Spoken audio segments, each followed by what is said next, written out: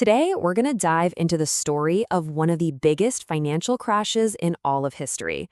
Seriously, it's a wild ride about a company that promised to make everyone rich, but instead ended up causing a total national disaster.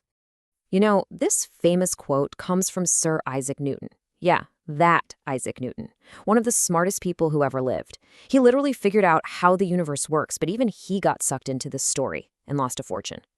So that's the big question, right? What could possibly happen that would fool a certified genius like Newton? Well, that's the puzzle we're going to piece together. It's a story all about hype, hope, and what happens when a crowd gets carried away.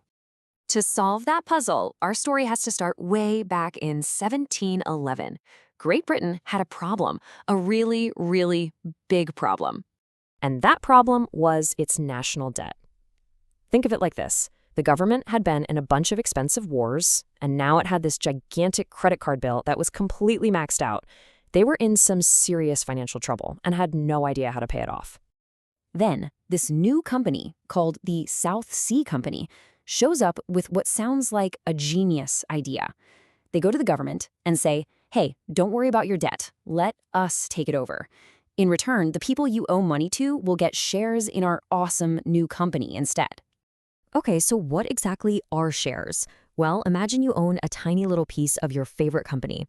If that company does really well and makes a ton of money, your tiny little piece gets way more valuable. That's a share. And the South Sea Company was promising everyone that their shares were about to be worth a lot of money.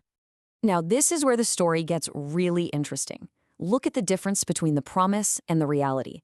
The company was telling everyone they had this exclusive deal to trade for gold and all sorts of riches in South America. The truth? Spain, who actually controlled the area, only let them send, get this, one ship per year. So this grand promise of massive profits, it was basically built on nothing. But here's the absolutely crazy part. Even though the business itself was pretty much a fantasy, the hype was very, very real. People started to believe this was their one big chance to get rich quick, and a massive buying frenzy kicked off. So at the beginning of 1720, a single share cost 128 pounds. Now that might not sound like a huge number, but back then, that was a fortune. For a lot of people, it was more than they'd earn in an entire year. Just a few months later, by May, that price exploded to 500 pounds. People saw this happening and the fear of missing out, that FOMO, kicked in hard. Everyone, from the richest lords to regular shopkeepers, started scrambling to sell whatever they could to buy these shares. And then, the peak. By August, a single share was worth an unbelievable 1,000 pounds. The price had shot up nearly 8 times in just 8 months. On paper, at least, people were becoming millionaires overnight. This is a perfect example of what we call a financial bubble. The price had absolutely nothing to do with how much money the company was making, because remember, it was making almost nothing. The price was driven by pure hype and the belief that you could always find someone else willing to buy your share for even more money. And the frenzy just goes to show how wild things got. The South Sea Company's success started a ton of copycats. People were literally throwing their money at the most ridiculous ideas you can imagine. My favorite is the last one. A company that just said, give us your money for a secret project, and we'll, tell you what it is later. And people did it. It's unbelievable. But here's the thing about bubbles. They can't keep getting bigger forever. They're not filled with anything real. They're just filled with hot air. And eventually, every bubble pops. And this timeline shows just how fast it all came crashing down.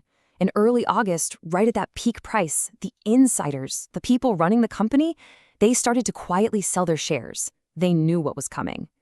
Once the public caught on, sheer panic set in. Suddenly, everyone was trying to sell at once, and nobody wanted to buy. By the end of September, the price had crashed all the way down below 200 pounds. The result was an absolute catastrophe. Thousands of people from all walks of life lost everything. We're talking life savings, homes, their entire futures, just gone. Vanished into thin air in just a couple of weeks. So, after the crash came the anger. The public was furious and they demanded justice. Parliament had no choice but to launch a massive investigation to figure out who was responsible for this disaster. And what they found was shocking. The entire scheme was built on a foundation of lies and corruption. The company had been bribing politicians left and right. But this time, people actually faced consequences. Directors were arrested, politicians were kicked out of office, and the government even seized the personal fortunes of the guys in charge to try and pay back some of the victims.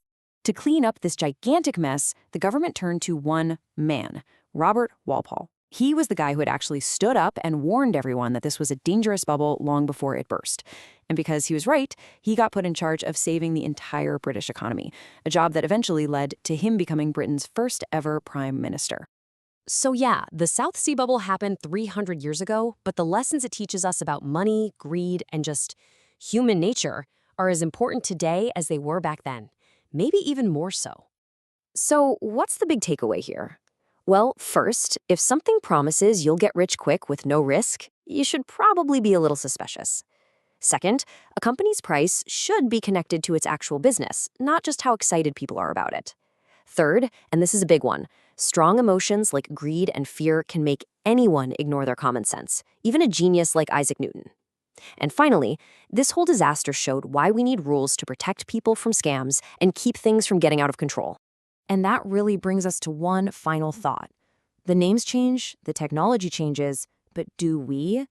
The human behavior that caused the South Sea Bubble, the hype, the greed, the fear of missing out, that's all still with us. Which kind of makes you wonder, what are the bubbles of our time?